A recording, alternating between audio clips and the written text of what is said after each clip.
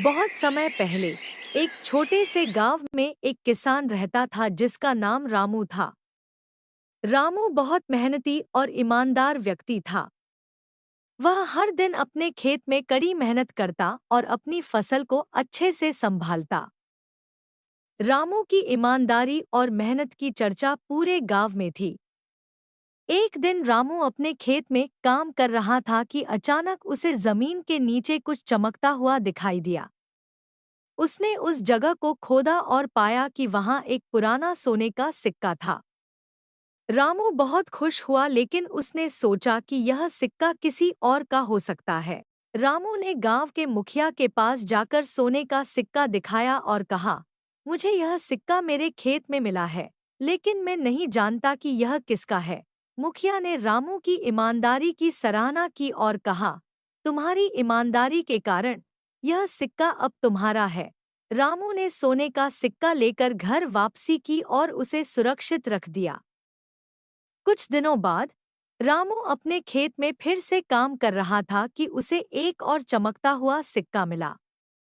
उसने फिर से वही किया और सिक्का मुखिया को सौंप दिया। इस बार भी मुखिया ने रामू की ईमानदारी की प्रशंसा की और सिक्का उसे वापस दे दिया। रामू की ईमानदारी का यह सिलसिला चलता रहा और उसे कई सोने के सिक्के मिले। उसने सभी सिक्कों को गांव के मुखिया को सौंपा और हर बार मुखिया ने उनकी ईमानदारी की सराहना की और सिक्के उसे वापस दे दिए। एक दिन गांव में एक अमीर व्यापारी आया और उसने गांव वालों को बताया कि वह एक बड़ा व्यापारिक सौदा करने आया है। व्यापारी ने गांव में एक प्रतियोगिता रखी और कहा, जो भी सबसे अधिक ईमानदार व्यक्ति होगा उसे मैं एक बड़ी संपत्ति दूंगा। गांव वालों ने रामू की ईमानदारी की कहानी व्यापारी को सुनाई।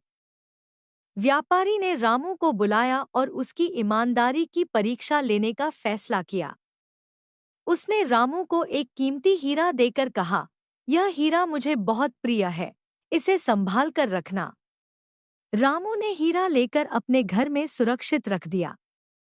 कुछ दिनों बाद व्यापारी ने रामू को बुलाया और हीरा वापस मांगा। रामू ने बिना किसी हिचकिचाहट के हीरा वापस कर दिया। व्यापारी ने रामू की ईमानदारी की सराहना की और कहा, तुम्हारी ईमानदारी के कारण मैं तुम्हें यह हीरा और अपनी आधी संपत्ति दे रहा हूँ। रामू ने व्यापारी का धन्यवाद किया और हीरा और संपत्ति को स्वीकार किया।